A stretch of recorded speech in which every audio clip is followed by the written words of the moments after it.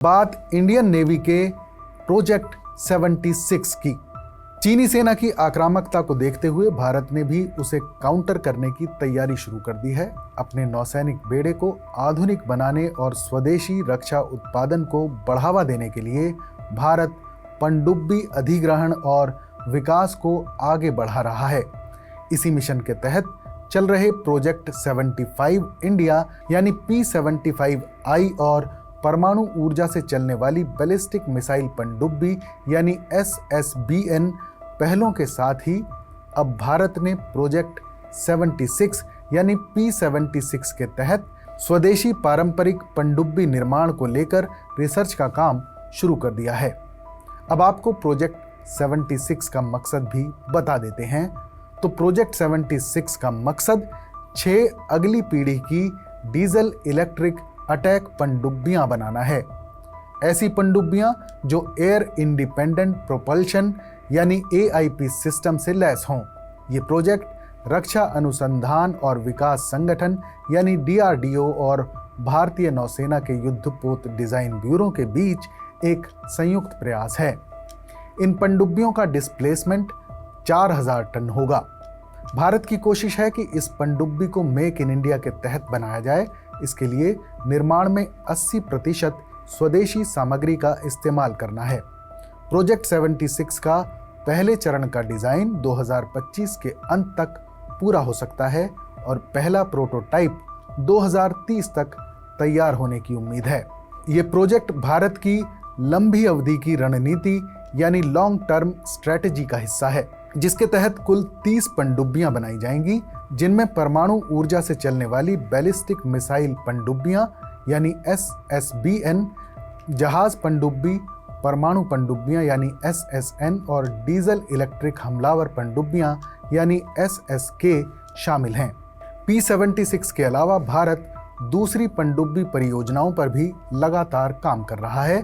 Project 75 के तहत एक विदेशी निर्माता के साथ मिलकर 6 स्कॉर्पिन श्रेणी की पनडुब्बियों का निर्माण किया जा रहा है। इनमें से 5 पनडुब्बियां तैयार हो चुकी हैं, जबकि छठी का निर्माण पूरा होने वाला है। प्रोजेक्ट 75 इंडिया यानी P75I भारत की सबमरीन एक्विजिशन स्ट्रेटजी यानी पनडुब्बी अधिग्रहण रणनीति के अगले चरण का हिस्सा है। अब पनडुब्बियों को लेकर भारत की रणनीति को समझिए। भारत के पनडुब्बी कार्यक्रम पाकिस्तान और चीन के साथ 2 मोर्चों पर संघर्ष की संभावना को काउंटर करने की रणनीति के तहत तैयार किए गए हैं। भारत अपने पनडुब्बी बेड़े में विविधता लाकर स्वदेशी विकास को बढ़ावा देकर अपनी नौसेना की ताकत को बढ़ा रहा है और विदेशी तकनीक पर निर्भरता कम कर रहा है। इस पनडुब्बी कार्यक्रमों को भारतीय नौसेना की ताकत को मजबूत करने और अपने शस्त्रागार को स्वदेशी तकनीक से अपडेट करने की दिशा में एक बड़ा कदम माना जा रहा है। ये पहल रक्षा उत्पादन में आत्मनिर्भरता के माध्यम से अपनी समुद्री सुरक्षा को मजबूत करने की भारत की प्रतिबद्धता को दिखाती है। कुल मिलाकर भारत की ये महत्वाकांक्षी पनडुब्बी परियोजनाएं स्वदेशी तकनीकी विकास को बढ़ावा देते हुए अपनी नौसेना की ताकत को आधुनिक बनाने के दृढ़ संकल्प को सामने रखती हैं। इन कोशिशों का मकसद न सिर्फ राष्ट्रीय सुरक्षा को मजबूत करना है, बल्कि डिफेंस सेक्टर में आत्मनिर्भरता को भी बढ़ावा देना है। अब आपको प्रोजेक्ट 75 के बारे में भी बता देते हैं कि P75 है क्या। इस परियोजना ने भारत के आधुनिक पनडुब्बी बेड़े की नींव रखी है। पनडुब्बी एक्सपर्ट और भारतीय समुद्री फाउंडेशन के उपाध्यक्ष कोमोडोर अनिल जयसिंह कहते हैं कि P75 विदेशी निर्माताओं के साथ साझेदारी में 6 पनडुब्बियों के निर्माण की 30 वर्षीय दीर्घकालिक योजना का हिस्सा है। इस परियोजना के तहत भारतीय नौसेना को 6 स्कॉर्पिन श्रेणी की पनडुब्बियां मिल रही हैं।